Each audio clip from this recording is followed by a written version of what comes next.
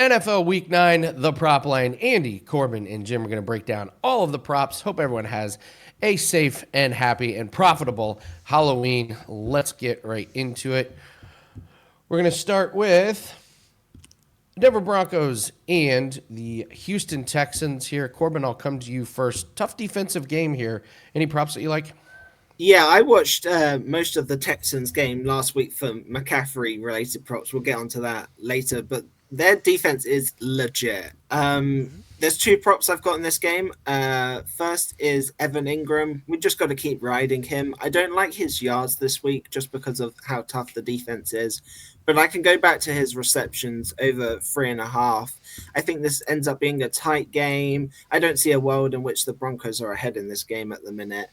He's gone over 3.5 receptions in 5 straight. I think you can also use 3 receptions as a good parlay piece, just because of how tough the defense is. But I think that the toughness in the defense will lock up the wide receivers more so and might give Evan Ingram some opportunities in the receptions game. So I really like that one. My second is Woody Marks over 13.5 receiving or 2.5 receptions at plus money.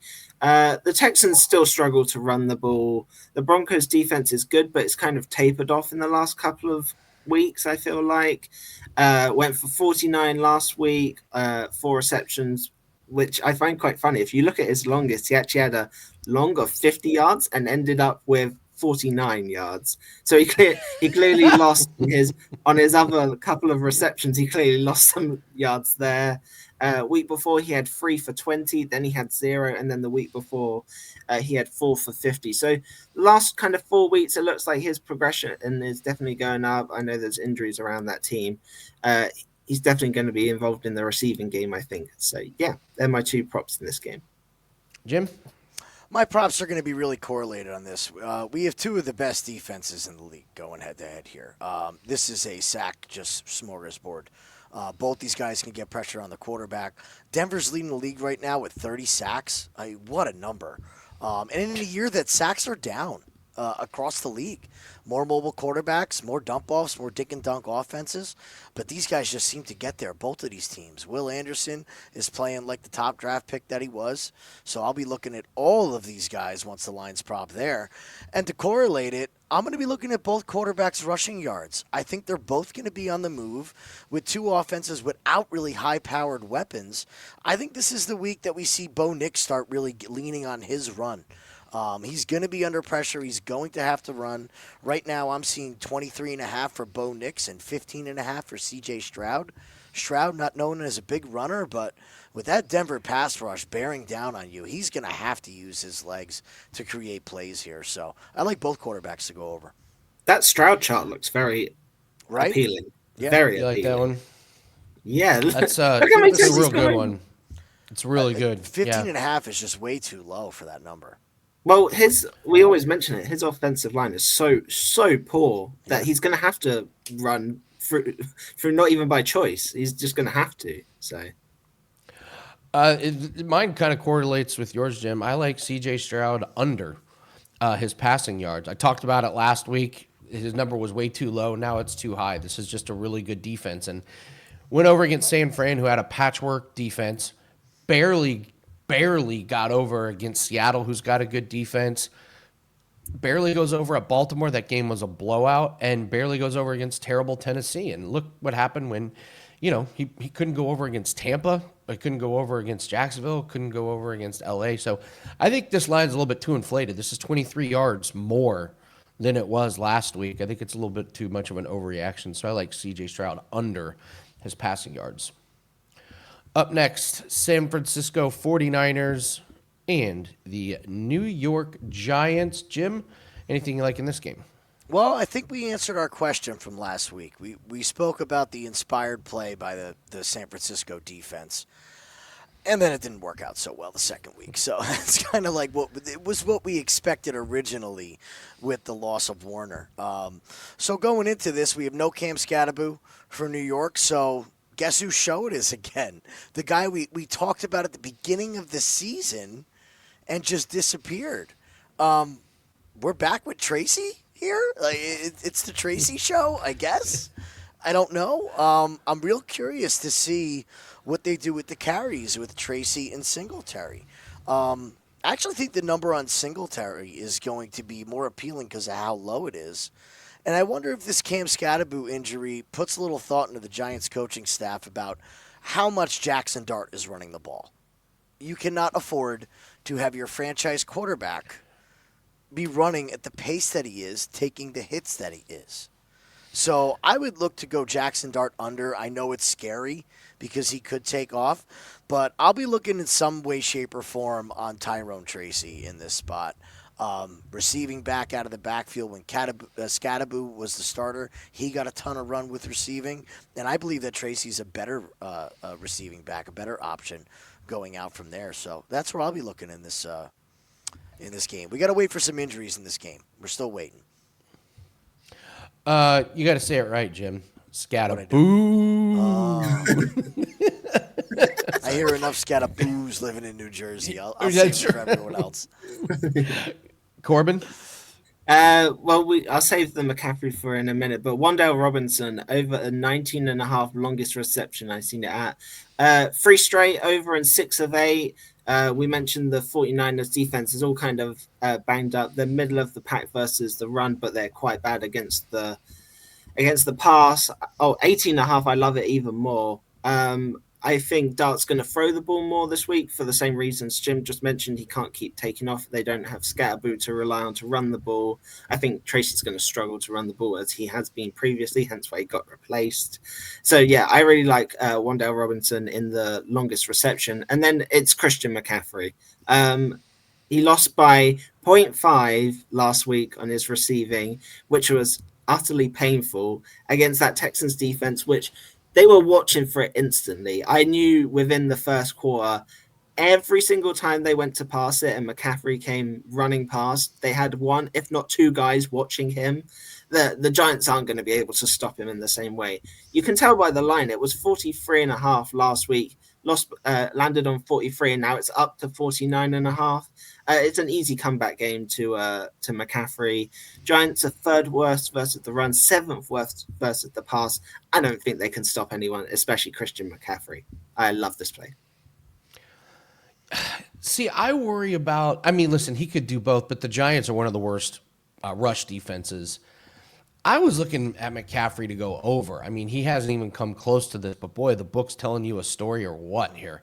And yeah, Corbin, you're right. The first possession San Fran had last week, like McCaffrey had somebody on him. The second, I was like, oh no, I'm actually surprised he got as close as he did. He had one really big one towards the end, and then he got another one, I think, as well. Yeah, he's so close. So. I wonder if they use McCaffrey as the running back. Now, they've struggled to run the ball all year, but this Giants rush defense is about as bad as it gets. So, other than that, I find this game hard. Who's playing for San Fran for sure? It's almost like the NBA. We got to wait till, what's Juwan Jennings going to look like? Like, Ricky Pearsall, I don't think is going to play. Who's going to be the quarterback for San Fran? We don't even know. We don't even know that. So props are pretty tough in this one. I would want to wait. I did think there's a potential that Brian Robinson over his rushing total could be really sneaky at 15.5 if they're really pounding the ball. Great call. If they're pounding. See, I will mention, because I have bet this prop twice this year, and it's both the weeks that he lost. It was also 25.5 to start the season. So if you want to bet this prop, you can wait and bet it live, because McCaffrey always plays at least the first series, if not the first quarter. It's normally towards the middle kind of second quarter where Robinson has come in previously when I've watched it, and that was when his total started out at like 27 and 25 and it dropped down to 20 before he'd even touched the ball. So if it's 15.5, you could easily get it maybe come down to like 12 or 13, which could be great against such a rush defense. So. I mean, yeah, this is not that many rush attempts to get there. I mean, look, if he's getting 9, 5, if he gets 5 against this defense, I like him to get over there. So Brian Robinson would be a way I would look at it. Oh boy, props galore in this one. You got 2 defenses that struggle. Corbin, I'll come to you first. I have a lot that I like in this game. Toughest part Yeah. about this one, toughest part of this one is narrowing it down. What do you Well, like? I only have one really that I like, and it's Tyler Warren. Unsurprisingly, his total I think is in the mid 50s, but you can also take just 50 plus for like minus 130, a tiny bit extra juice. I probably would. 6 of 8, he's gone over 50. He's also getting the longest reception in all of these games, like 20 plus each game. He's having a great year. I just watched Tucker Craft annihilate this Steelers defense. I think it sets up beautifully for Tyler Warren to have 50 plus this game. I think he's going to have a touchdown. I think he's just going to have a great game all around. And then the prop I wanted to discuss was Jonnu Smith, actually. So we discussed the tight ends last week before the game against the Packers, and we mentioned Washington, Smith, and Fryermuth, and we said that Jonnu Smith was probably the least favorite of the three, and maybe look at his under. I want to consider his under receptions this week. So now he's 5 straight under 3.5. And Fryermuth is starting to pick up his receptions. He had 3 and 5 the last couple of weeks. His targets are up. Colts are third worst versus the pass, which is a concern. However, they're also the worst on the passing stats because they face so many more passes than every other team because of how far they've been ahead. But I think I don't know if I'm going to play it, but it's certainly an interesting debate to me whether they're moving slightly off Jonnu Smith, in which you can take an under into some of the other tight ends. So, Jim? Well, Jonnu Smith should never have been the number one target to start the season. I thought it was absolutely criminal that they just said, well, he's the best. Fryermuth is way better. Okay, maybe not as good as a blocker, but is Jonnu Smith known as a blocker? Not really. They have the 6'7" Washington to be a blocker. Why don't we get the young guy who's got young legs out there and keep Fryermuth involved? So I do believe that Fryermuth is going to emerge as the number one tight end. We have a dome team traveling after a big week by Jonathan Taylor. I agree with you with Warren. This sets up to just be a Tyler Warren day. What I love even more about it is Tyler Warren doesn't get in the end zone last week. yeah. I think there is a conscious effort to make Tyler Warren the focal point of this offense against the Steeler team who, like you said, made Tucker Kraft look like Kellen Winslow Sr. last week, a Hall of Fame tight end going. I love Tucker Kraft, but, I mean, he was just slicing through this old defense. And like I said at the beginning of the year, this defense is going to look old, and it's looking old and older each week. I think the Colts score a lot of points here. The Steelers are going to struggle to keep up. I'll be looking at also playing Aaron Rodgers to throw an interception live if the Colts get up. It's going to get to the point where it's just going to be Rodgers hurling it up to DK to try to make something happen if they're down late. They really need to trade for another wide receiver to have any kind of chance for the rest of the year. The only worst receiving core, again, it's not a week without me trashing my New York Jets, but the only worst receiving core is the New York Jets. I was just going to say, I was writing my notes and I was like, we don't even have the Jets this week. Like, It's a Jim's trade happy. We And can he still trash He still the mentions Jets. it. Jim, you mentioned it. Lob the ball up to DK Metcalf. The numbers don't back it up. I'm a Colts fan. This secondary is really exploitable. Big bodies are kryptonite. This should be a DK Metcalf showcase. Like, this should be the 9 receptions for 120 yards and 2 touchdowns game. It should just be throw it up to DK Metcalf. I did hear they said something. DK said something like he's not what he was used to. like he's just, even at his age, he's just a little bit too much wear and tear, so he's not quite as explosive. It doesn't matter against these cornerbacks. It should be a big DK Metcalf game. On top of that, I really like Aaron Rodgers over his passing total. Again, this is a Colts defense that you can throw on him. And yeah, Corbin, you found the same stat that I did, which is like the Colts face like an insane amount of pass attempts because they're up and the other team's just throwing. So if that game script does, play itself out, he's going to be throwing a lot. I like Rodgers to get over this number. I found it interesting. I don't even remember Aaron Rodgers having these long passes, but I would take his longest pass at 37.5. I just think this is a Steelers team that is going to be able to throw, and if there's one thing Rodgers can still do, it's know where the weakness is at in a defense, and can he exploit it? So, It must have been I to would Metcalf. Like, what's Metcalf's longest reception? You were mentioning you like him in the Colts secondary. It feels like Metcalf's always going to catch a 23 long. and a half. Love that one. He's gone Oh, Yeah. over now this. that Yeah, looks. now we're talking. Yes. What's his touchdown? Plus 112. You'd like to get a little bit better. It says you can get plus 140 on some other website. So that's if I'm the Steelers, that's who I'm taking. Also, quietly, a good prop that's kind of been hitting is Daniel Jones over 1.5 passing touchdowns and Jim touched on the Steelers' pass defense is awful. So I this could be the Jonathan Taylor maybe doesn't score 3 touchdowns. Maybe this I is think a it's big a Daniel letdown week Jones. for Taylor. I agree. Yeah, he's not going to do it. They're going to have to give him at least a little breath. Like, you cannot keep this up the whole season. I mean, Saquon did it last year, but if you got playoff hopes, I think you got to give him a little rest here. I will also say that Rogers' 1+ pass and touchdown just continues to cash every week as well as a parlay piece. So Yeah, 1, 2, 3. Yeah, bunch of games in a row. All right, yeah, we moved to the Carolina Panthers and the Green Bay Packers. Jim, I'll start with you. I'm going back to Tucker Kraft. I said at the beginning of the year, I understand all the targets that go to the wide receivers, but Tucker Kraft is the soul of this offense in the passing game. It's just every week. I feel like every week I turn on SportsCenter and there's a big play from Tucker Kraft where he gets up and gets in somebody's face and fires up the Packers fans. It's just I love the way the guy plays. I think he's an absolute weapon. Now, that being said, he goes absolutely off last week in the passing game. So we're sitting at 60 plus, averaging 67. I don't know if I like so much the yards. I'd be looking at the touchdown here. Again, this Carolina defense can stop the run. I think it's going to have to be through the air.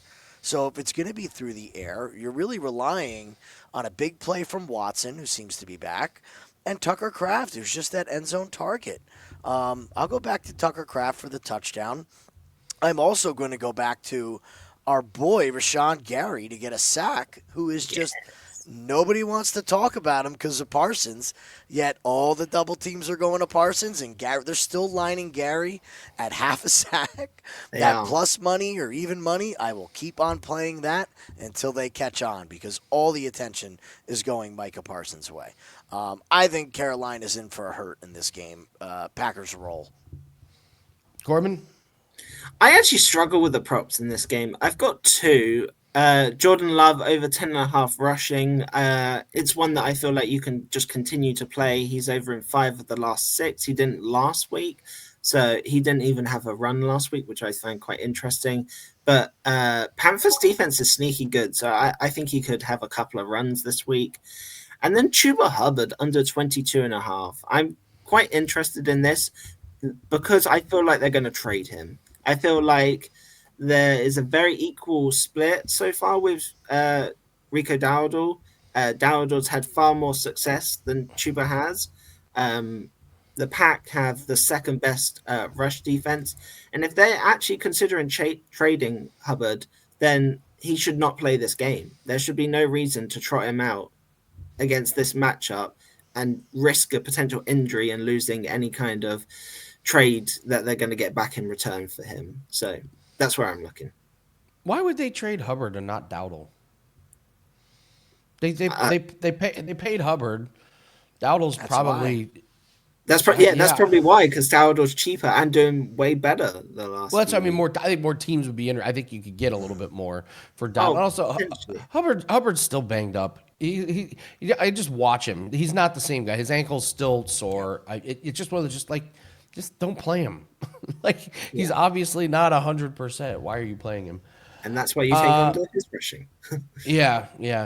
I've kind of been impressed by Tet McMillan. He's been playing pretty good.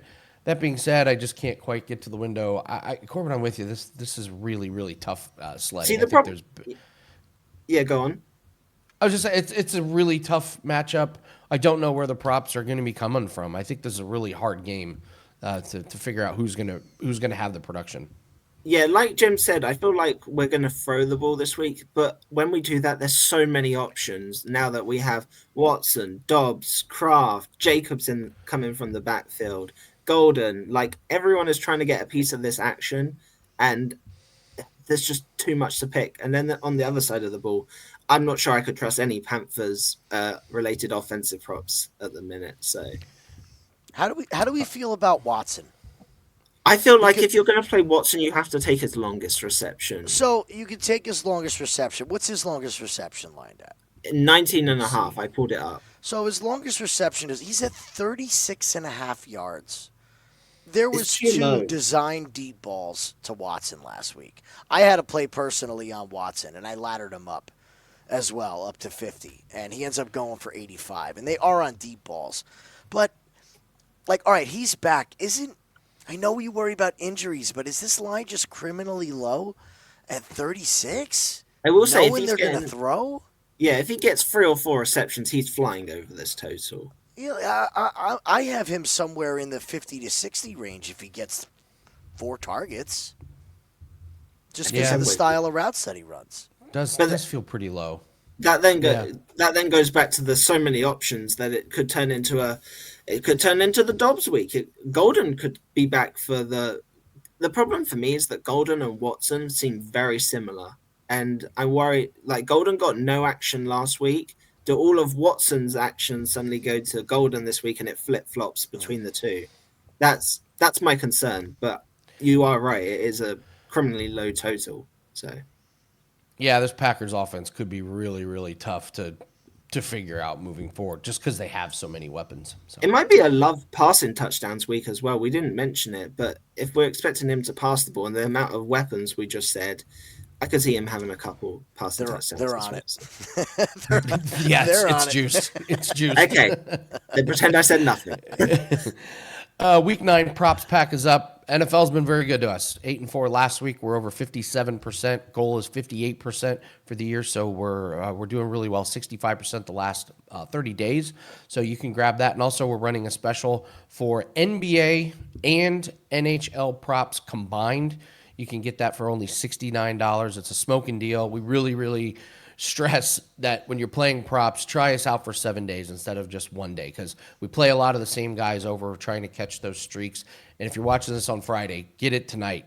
We got 4 prop sets up. That is a ton for us, but this is a big Friday with a lot of plays that are playable. So $69 gets you NBA plus NHL props. If you want NFL, the prop pack for week 9 is up. It includes all plays for Sunday and Monday. All right, let's move to the Vikings and the Lions. I call it a conspiracy theory. I don't know what it is. There's something stinks about this Vikings team. They're not telling us something about J.J. McCarthy. They sent poor Carson Wentz out there to die on a shoulder that, it looked painful, and then it needs season-ending surgery.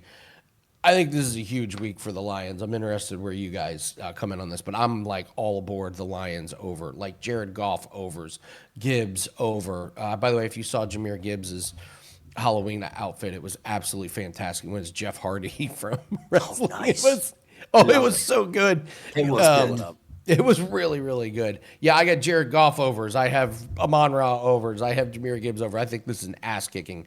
Corbin, what do you think? Oh, I'm right there with you. I think the money line for the Lions at minus 500 is a steal. Quite honestly, like I will be playing that. Same as you. Amon-Ra St. Brown over 6.5 receptions can also get. You can parlay 6+ and 50+ yards against the Vikings last year. He had 6, 7, and 8. He always has big games against them, like 100+ yards in some games. At home as well, I always mention St. Brown at home seems to do way better. Although the Vikings had the fourth best pass defense, I think the Lions have their number, especially at home. You just look at some of the head-to-heads, and it's like the Lions just own the Vikings at the minute. And then Jahmyr Gibbs, over 73.5, I think is great. I think he's one you can ladder for 100+. 13th worst rush defense.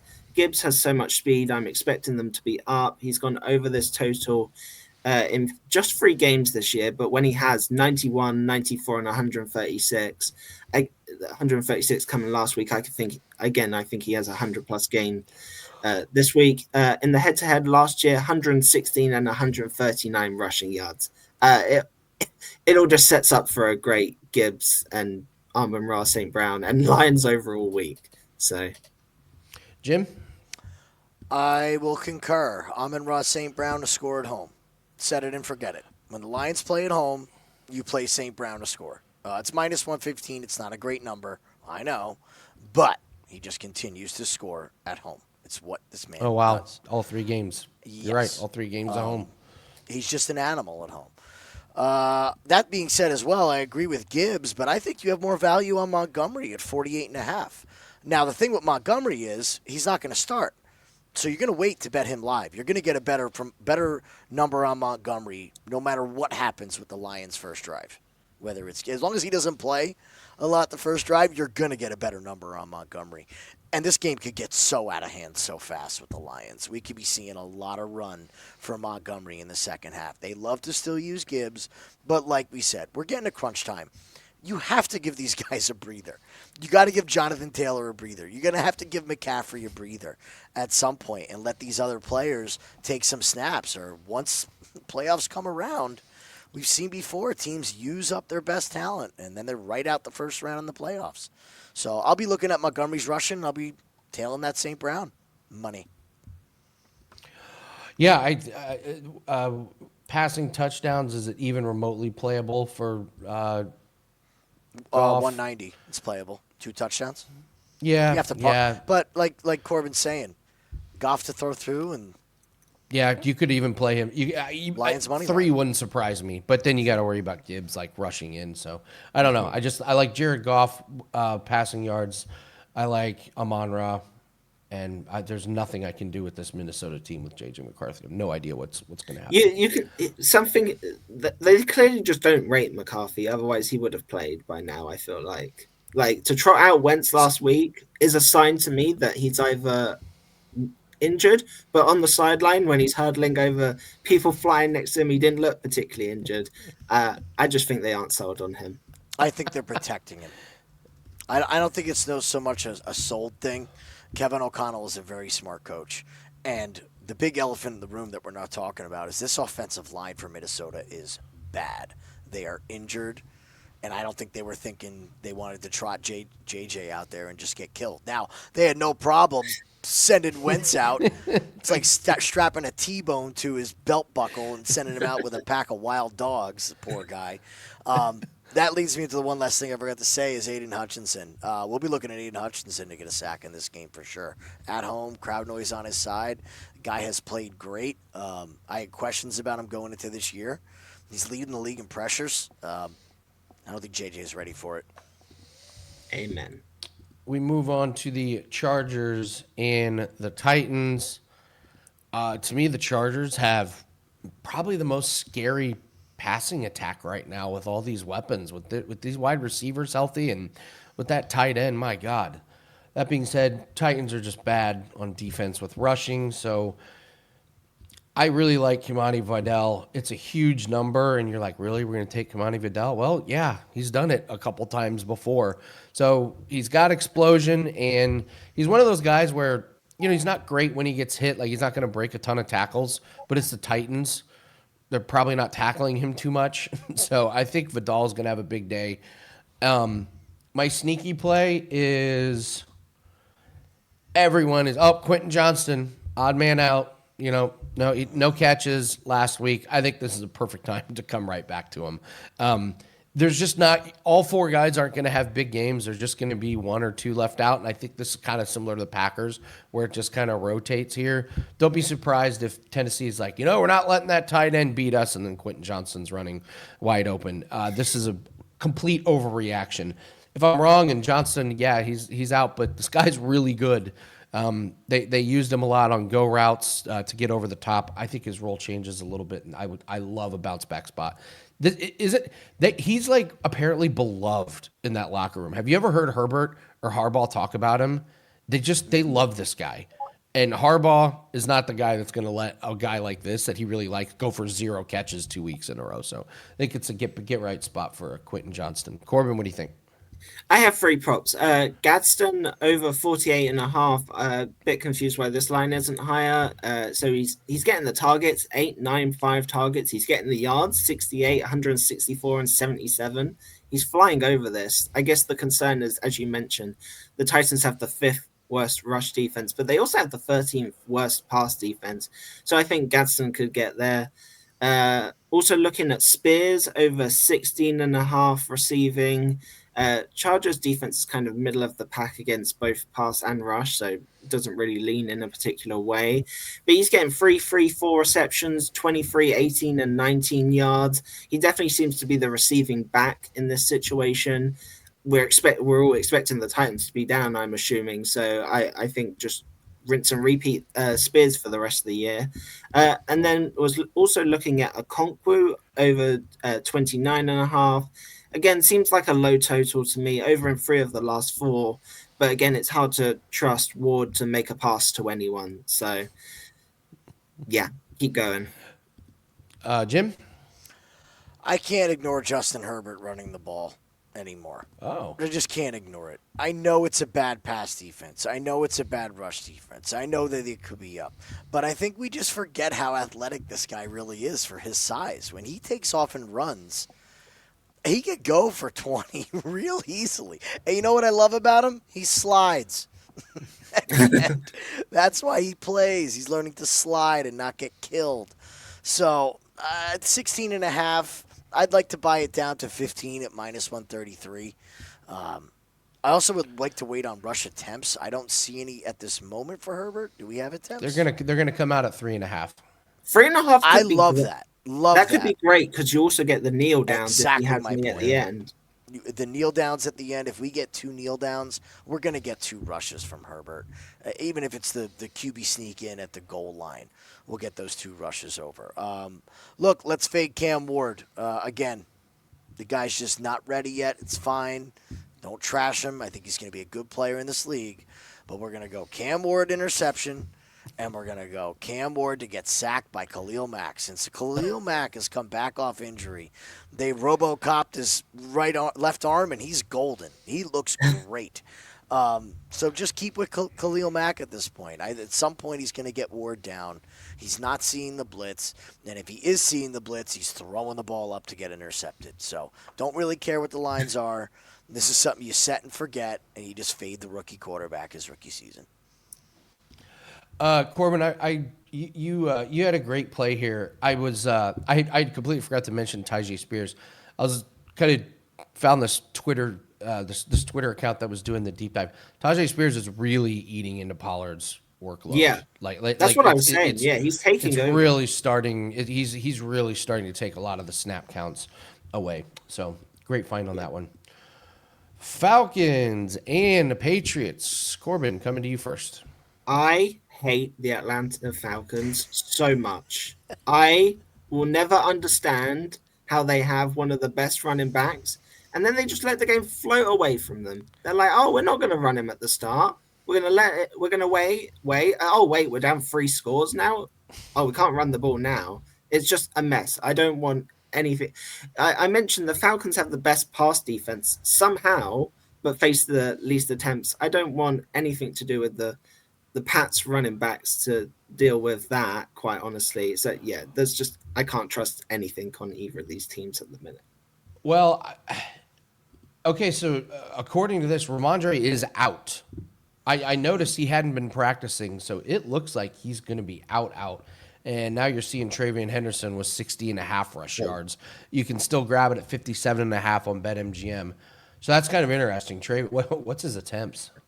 Oh, they have that's going to be an interesting one. He's going to be the last man standing in that backfield. So with Ramondre out, does that change anything, Corbin? No, I don't want to trust Henderson, even if he is the only.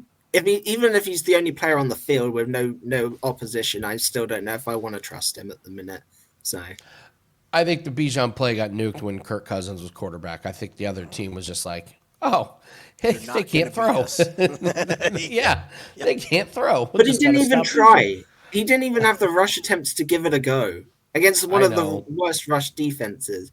It's not the first time they've done it to me this year. It's that I'm not getting burned for a third time. Done it So, to you. well, let's get let's get Corbin. I had Falcons on an alt plus spread of 7.5 on the 2 games that they get pumped by some rubbish teams. I can't do it. I hate this team so much. It's the old, we're going to be trickier. You know what they think we're going to do?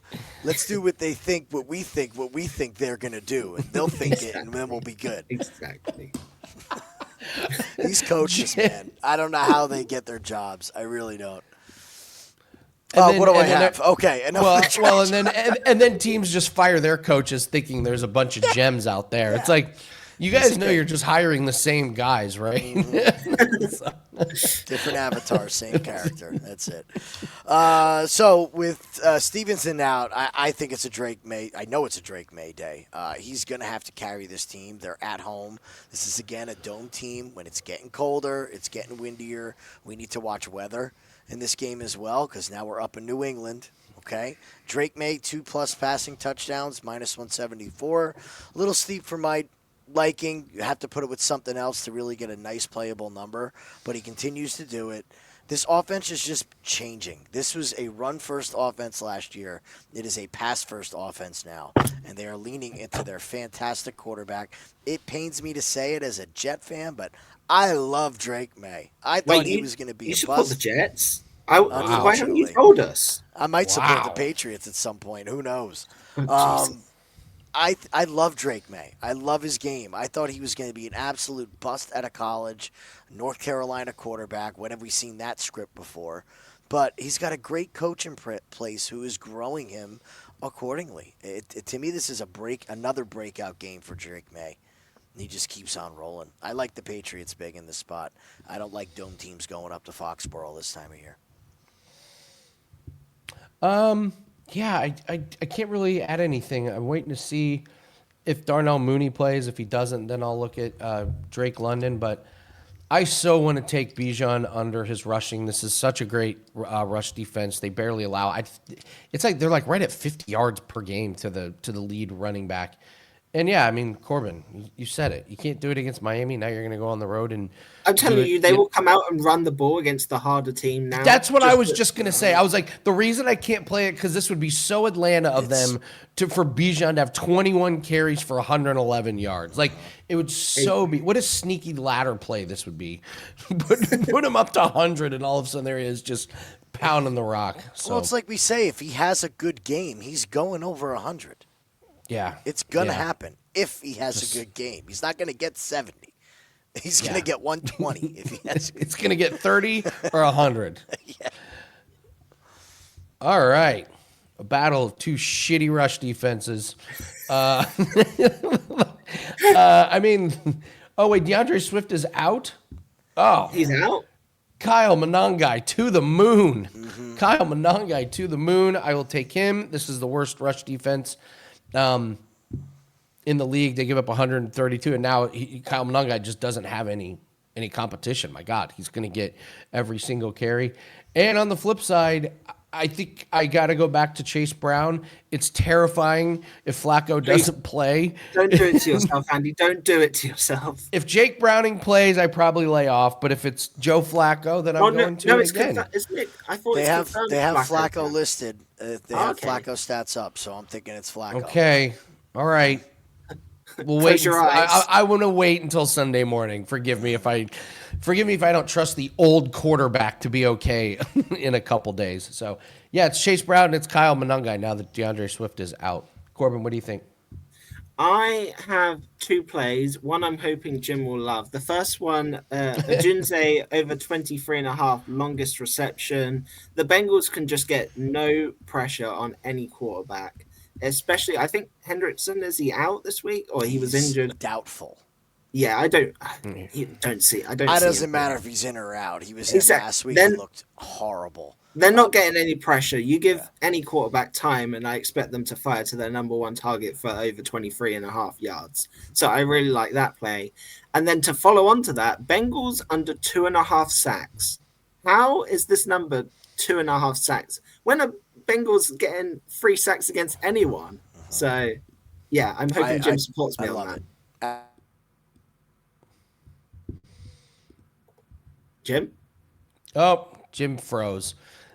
All right. Well, we'll keep talking, Corbin. So he was about to say that he loves my play. He's like, I love this play. Yeah, you should bet your entire bankroll on. No, I'm just kidding. That's not what he said. so, yeah, the longest reception is interesting. Bears really banged up on defense, or I'm sorry, on offense. All of these wide receivers were in trouble. So I was looking at. Where's my rushing yards? I actually kind of like Caleb Williams to rush the ball a little bit more this week. He had 4 games where he went way under, but they got problems now with DeAndre Swift that's out, so I like this play even more now. It's at 18.5, so I think we'll roll with Caleb Williams over his rushing. So yeah, I was just checking. Hendrickson hasn't practiced all week. Says he's doubtful. He's not going to play. He's not going to play. And then, interestingly, I haven't seen this happen before. Flacco didn't practice on Wednesday, light practiced on Thursday, and then didn't practice on Friday again. And now he's listed as questionable. I imagine he tried on Thursday and it didn't go particularly well, and that's why he then sat out Friday. I can't imagine him playing either. So, yeah, you got to wait and see. I mean, literally, I can't believe we're saying this in 2025. But this Bengals offense depends on Joe Flacco. Everything depends on Joe Flacco. It does. Absolutely terrifying. All right, we got the Jaguars and the Raiders. What do you like in this one? What did I have? I have, well, both are better versus the run than the pass. So if they're throwing the ball, there's one thing correlated to throwing the ball, and that's Geno Smith to throw an interception. All games except 2. He's just so erratic with the football. If he's putting it up there, throwing the ball, he's going to throw an interception. I would love to know what the price is to ladder him up to have more than 1 interception, because I think it's going to be a train wreck. The Jags also have the second most interceptions on defense. It's like the worst matchup possible for one of the most.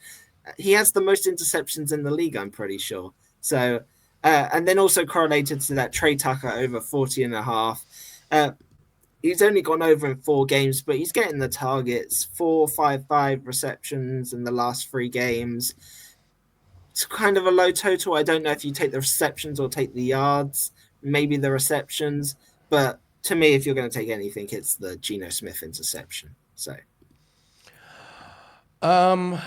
this Trevor Lawrence number is really high, and now they're going to be without Travis Hunter.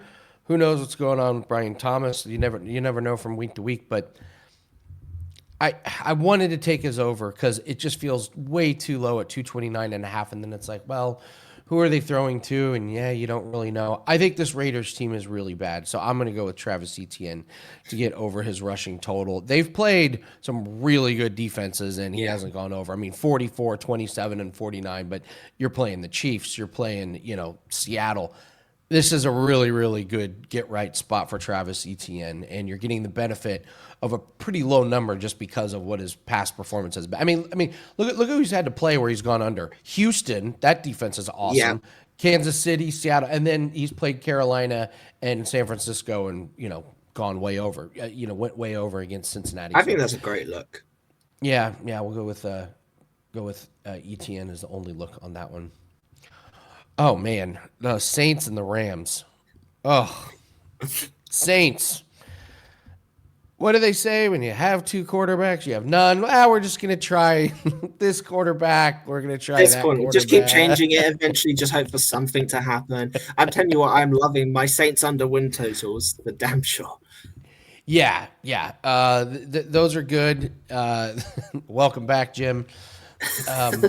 You're just in time. We're talking Saints and Rams. Corbin, I only have one play, so I can get this over and done pretty quick. Saints under 90.5 rushing yards as a team. Again, who is running the ball for this team? No Miller, Kamara's slow. He hasn't got it going at all this year.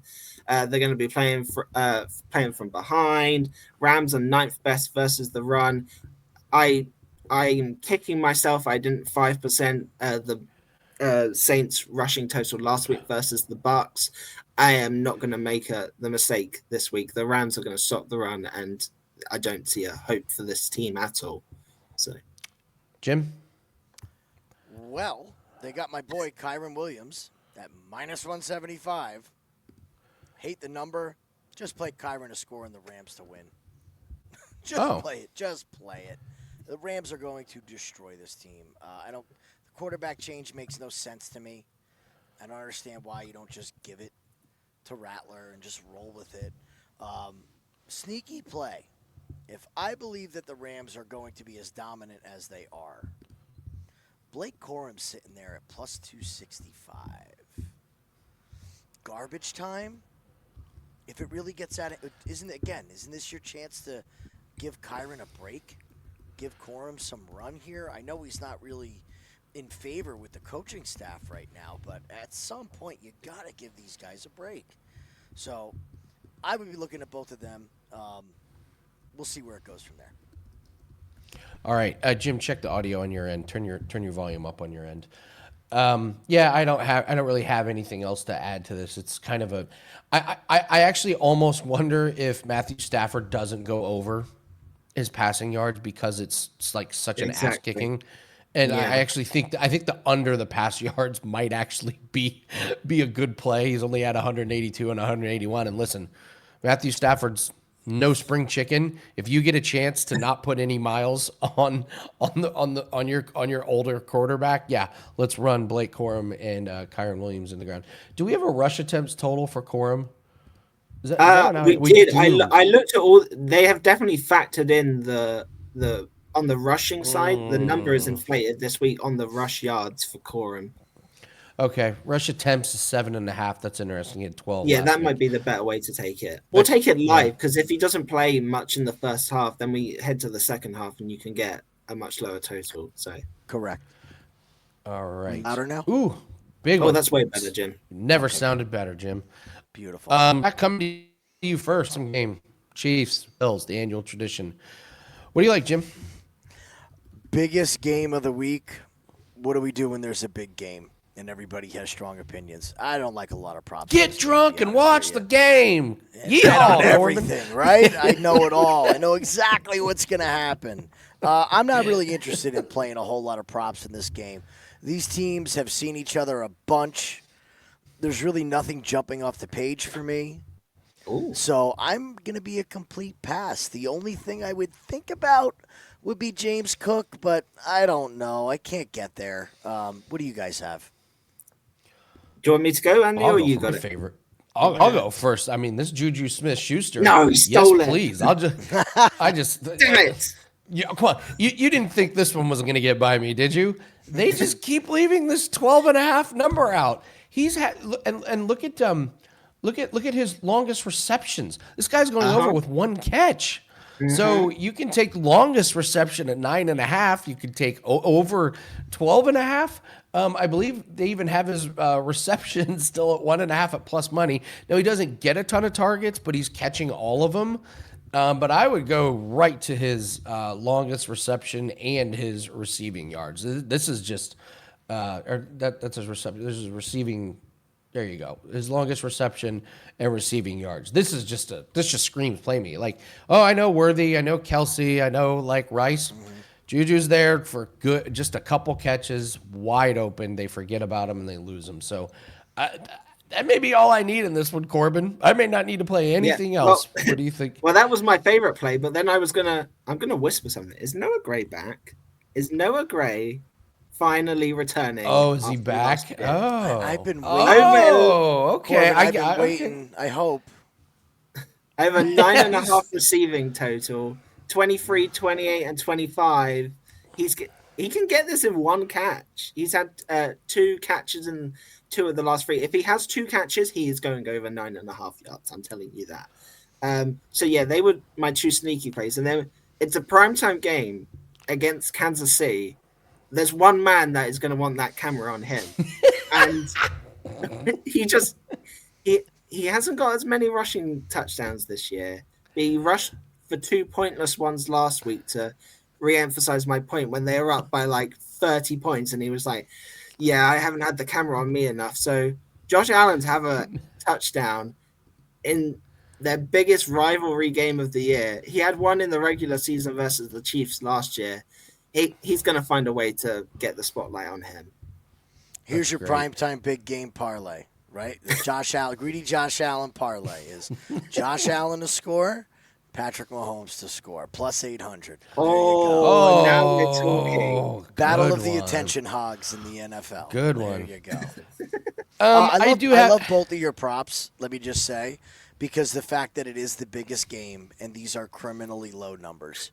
We picked the Everybody's two gonna lowest win. receiving totals in the that's big what you Yeah. have to game. do, though. But that's what you have to do in these big games. It's great. It's great.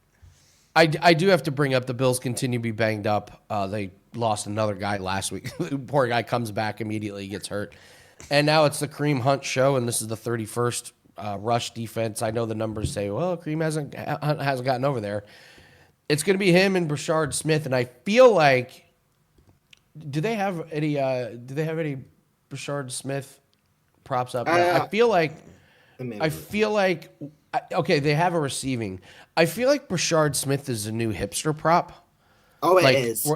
where everyone is like, I'm going to be sneaky and talk about Brashard Smith. And then you like get on social media and everybody's bringing up Brashard Smith and you're not the like smartest guy. Yeah. So I feel like everyone's going to go to Brashard Smith and just forget that Kareem Hunt's the guy they trust and the one that's going to be getting the carries. So I think you got to look at a starting running back against the Bills. So last game Corbin, real quick, Andy. Yes. Corbin, you've been in on the Xavier Worthy rushing. I have. So He didn't get a single rush last game. What's that? He didn't have a single rushing attempt last game, but it has been great. Well, for most of if we're looking at the backfield that Andy's proposing, I would think that you have at least 2 design plays for Xavier Worthy. I was just in the rushing props. If you give me half I a don't second. see any on. I don't see him on on over You TV. might three have and it a on half. bet threes. Over 3.5, So- 13, 6, 9, 38, and obviously the 0 that he just had were his last totals. So it's one that I wasn't planning on coming back to it, but I probably should not get put off that he didn't run last week. It probably sets up, if anything, for an opportunity this week. So All right. Move on to Seattle and Washington. Corbin, you want to get us started with something about JSN? yeah, we all know where Corbin's going. It's Jackson Smith and Jigba over his longest reception. I don't care what the number is. I'm just going to keep playing it. What Rinse if it's and repeat. 101 yards? Would you? Still, he'll find a way. He will run around the stadium a couple of times. He'll find a way. Commander's 5th worst pass defense, and you're giving me the hottest wide receiver out there. He's flying. He is absolute. Yes, take it. Ladder is yards up, like 120 plus. He's going to have a great game again. So. Yeah, his yards have been hitting. His reception. Oh, wow, they got his number at 7.5. Yeah, I wouldn't Wow. take his receptions. I would Wow. go receiving yards or longest, or play both of them. So I forgot. I did have one other play. It's Jeremy McNichols over 16.5 receiving. Free straight. I'm expecting them to be playing from behind here. He's definitely the receiving back, and I like these productions when it like upticks for like 2 or 3 weeks, and you can see it, and the books don't quite catch on. I think this total is still too low. So, Jim? I keep going back to Luke McCaffrey. 23.5 is, I think we might be able to get a better number of that, but I'm seeing 23.5. Oh, never mind. Okay. Moving up. Yeah, with 23 McLaurin and a out. half Look still at his- available look on at his DK longest right now. reception. So. What's that? I said, look at his longest. If he's catching anything, it's going to be over 15.5 longest. I'm wondering that that's a good way to look at it. I'm wondering if we're just going to see more involvement. It gets to a point, and Dan Quinn's a smart coach, where you see these guys making plays, like the play he made on the sideline last week. Debo's Debo. He's going to be what he's going to be. We have the return of Daniels. We should be a little bit more dynamic. So really, who's the young threat? in the receiving core. It's McCaffrey. I think you have to involve this kid more. I know it was a bit of a commodity when he was drafted. It's his brother, but the guy has proven to be a very serviceable player in the NFL. So I'll take the low number on McCaffrey here, and like you said, he could get there with one catch. But they're going to have to spread the ball around, and they're going to have to score points against this Seattle team. I think Seattle's going to score points. We should see a lot of run in the passing game here from Daniels on his return. Give me Krosky Merritt under 43.5 rushing total. It's not working. He's not finding the holes, or the offensive line isn't blocking, and this is a really, really good Seattle defense. I don't know what happened. He had that one huge game against the Chargers, and then it did not happen for him against the Bears, and it really didn't happen for him against the Cowboys and against the Chiefs. I'm upset I didn't have that as a client play last week, but Merritt is just it's not working. And then I really don't know what to do else with this Washington offense. Jane Daniels is going to play, but it's a hamstring. Like any tweak, and all of a sudden he's out, and you're left holding the bag. And I'm with you, Corbin. At JSN's like the only guy that you can play. Like you never know what they're going to do week to week with Kenneth Walker and Zach Charbonnet. So that gets really, really frustrating as well. So it's about all I can do with that one. So any thoughts on Cardinals, Cowboys, Corbin? Nope. Jim? Fade that Cowboys defense. However you can do it, defense. Make sure you fade that Cowboys defense. Just continue with that. A Bam Knight at 52.5. Like, ooh, that's a high number. But, man, this Cowboys defense is just bad, man. Bad as long. Look at that. 52.5 is where we're at here. I've seen he technically got over against Green Bay. Yeah, it's just this He could do it Cowboys again. defense is so bad. I can't believe I'm betting on Bam Knight in 2025. This was a practice squad guy 3 years ago. He came out of nowhere, and now he's the starting running back. Come on. Yeah. But whoever's touching the ball for Arizona is gonna do well against the Cowboys. All right, I got nothing on Monday Night Football. Dive deep into that game, and we'll announce those plays on Monday. But Week 9 props pack is up. We also have that special for NBA and NHL. $69 get you 7 days. Those are really, really big. We're off to a really good start this week in the props market, and we're coming off an 8-4 week in NFL. Let's make it another big week. Hit the like button. Please leave us a comment. Tell us what your best prop is in the comment section below. Good luck on your plays this weekend. Take care. Good luck. Happy Halloween.